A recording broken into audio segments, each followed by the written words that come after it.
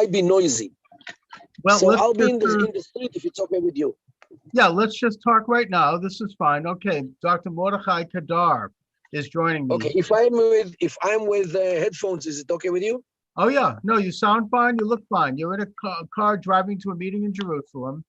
You are a professor you're a scholar of Arabic culture and a lecturer at Bar Ilan University. Dr. Kedar, I want to just ask you, first of all, how do you gauge the mood in Israel right now in the aftermath of the recent Gaza war? How are people feeling? Well, depends whom you ask. The Gaza war became history. What we live now is a big, giant debate about the next government. I see. Because now facing a situation which is almost unprecedented here in this country, when there is a coalition, a weird coalition, strange coalition, in a coalition between two right-wingish parties in the Israeli left, with the support of one of the Arab parties as well. This is unprecedented, and many are flabbergasted because of this situation, because many of those who vote to parties never anticipated the parties will join government with the left. Yes. How are they going to deal with issues like security, Gaza, West Bank, or Judea and Samaria rather? So this is now what is in the agenda of the Israelis, and more or less Gaza is like prehistory. Understood. You know, it seems like the history of Israel indicates that whether the government is left or right or center, when it comes to questions of national security, everyone seems to be on the same side. Is that something that you expect going forward?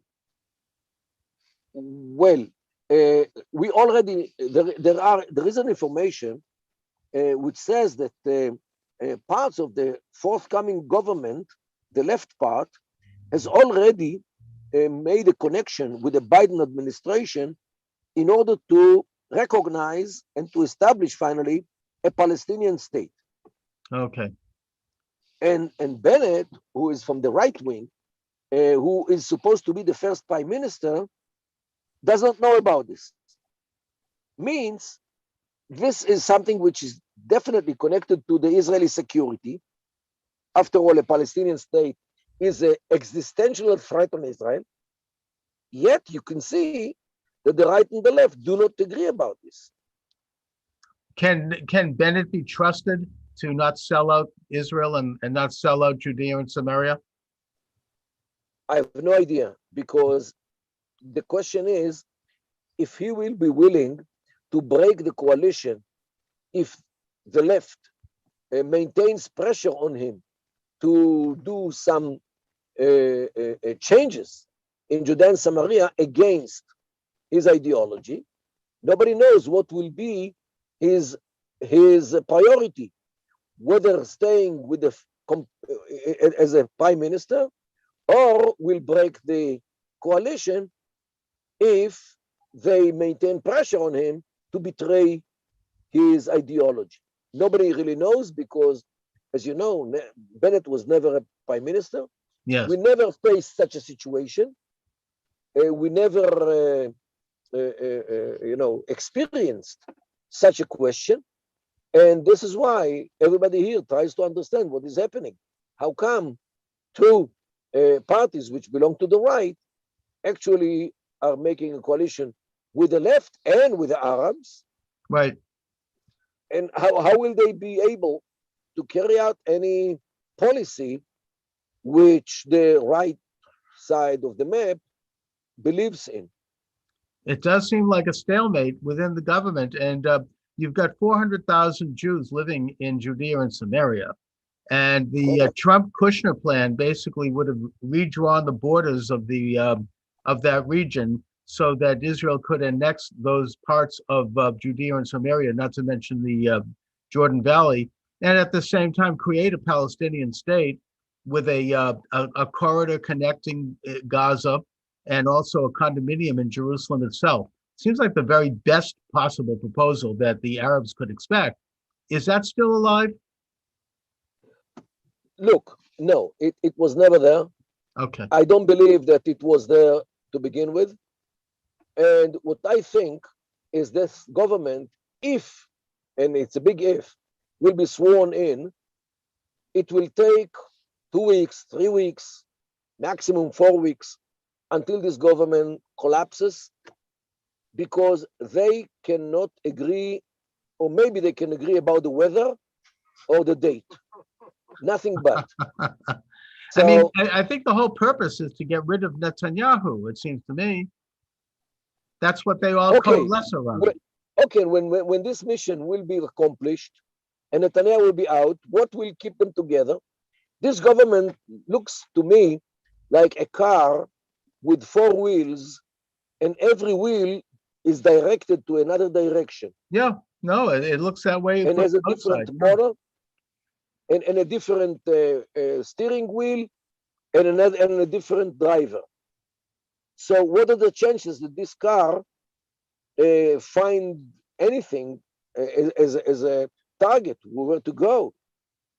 Direction. Well, let me ask you to look into a crystal ball a little bit here. Let's assume that this government does take power, and as you say, it collapses within a month, which is probably true. Is there any person or party that might emerge to unify Israel at this time? I mean, are there any political figures that might be able to step up? Mordechai Kedar, could you become Prime Minister of Israel? Look, there is a party named the Likud, as you know. The Likud has 30 Knesset members. Actually, a quarter of the Knesset is the Likud party. Okay. This Likud party has more or less 3 figures who could lead the country. One is Israel Katz, one is Nir Barkat, and another one may be Avi Dichter. Okay. These 3 Knesset members could have forged a government, right-wingish, full-fledged government, with Yamina of Bennett, with Saar, with everybody, with some 70, at least 70 Knesset members. But they all adhere to Netanyahu. Netanyahu actually blocks this thing because he wouldn't give up, he wouldn't resign, and nobody there is brave enough to tell him, hey, Netanyahu, you don't have it anymore. Right. Well, he doesn't have it. And it sounds like he's on his way out. And once he's out, then maybe these 3 figures, one of them might emerge.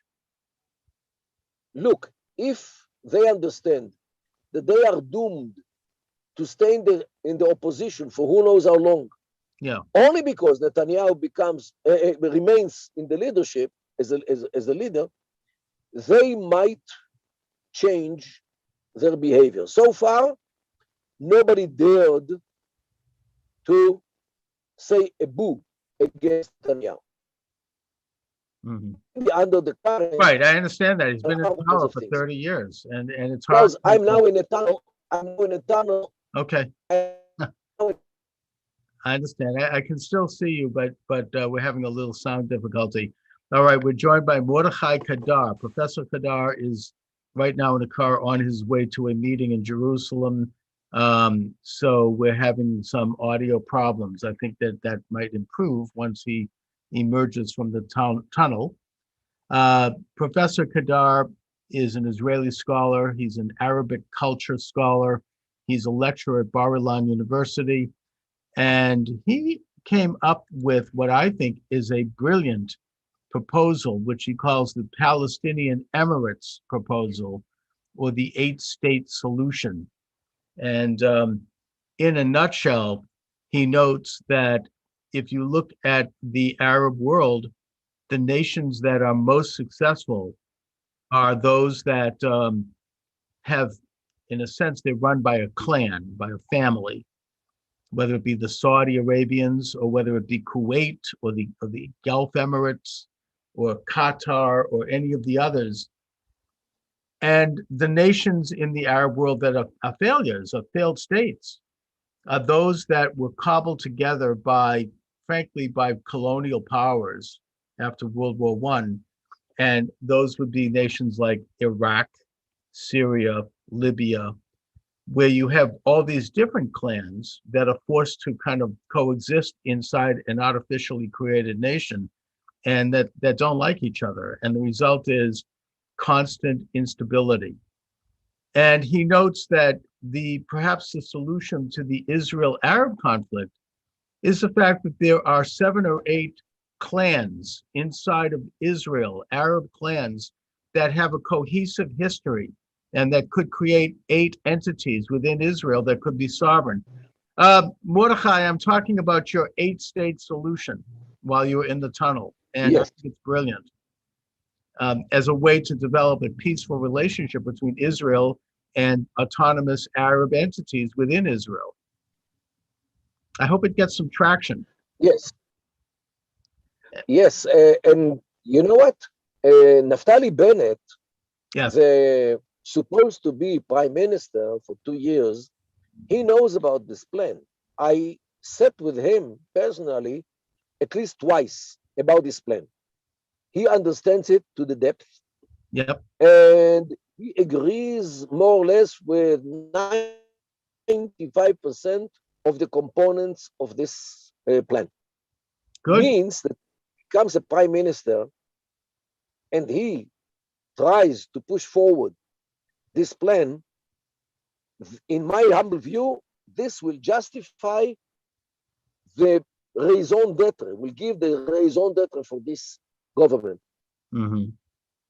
I would think that even the Arab parties could get behind this. I mean, it gives sovereignty to these powerful families, like the Nasibis and the Husseinis and others that have been in place for centuries and could really basically functionally rule their small regions and do so successfully, like the sheikhs and the emirs of the Persian Gulf. Well, this is your logic, and it's good logic. Yeah. The only problem is that our enemies do not want this to happen because the Emirates a plan will actually give Israel an insurance policy for its existence. And they want to destroy Israel by establishing a Palestinian state, Understood. which will bring the hell to Israel. The artificial Palestinian state, but at the same time, under President Trump, before he was removed, Israel signed peace agreements with the United Arab Emirates and with other nations like Morocco, that nations that have a history and have a cohesion and are run by families. Perhaps, I mean, that could continue. This is only a continuation of that excellent policy. Yes, but the country which shapes the Middle East recently is Iran.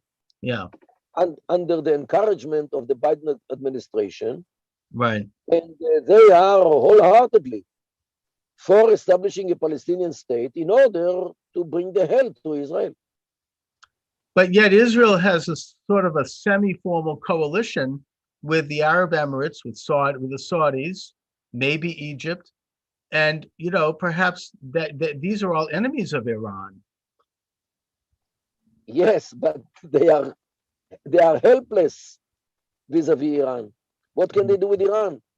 Saudi Arabia is crawling now back to the coalition with Iran because Saudi Arabia was attacked by the Iranians in September 2019.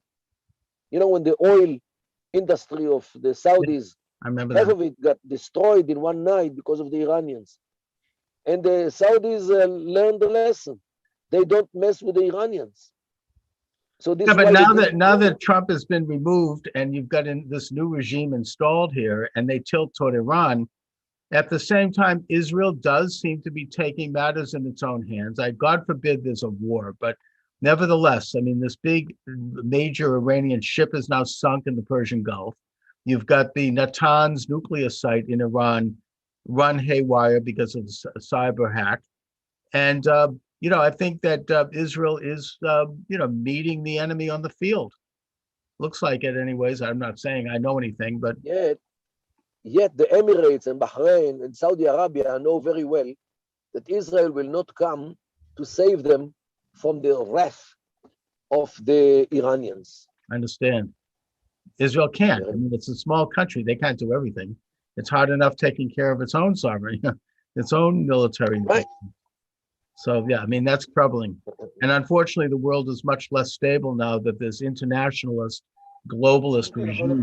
לא, אני בא לשם. איפה? לאן ללכת? אני לא מכיר כלום. כנס למחנות. Just a minute. Not at all. כנס לחניון. אני אגיע למלון. איפה המלון? אני לא יודע לאן ללכת. מלון שם, בקצה של הרחוב הזה, זה 200 מטר, כן. אני מגיע למלון. ניפגש שם. אופס. Well, Mordechai, I see that you're busy, so why don't we do it again? No. I'm now getting off the car, Okay. and I'm with you. All right, thank you. So, all right, so you're meeting some important people. You're somewhat of an insider in Israeli politics. We are now meeting in a conference. Yeah.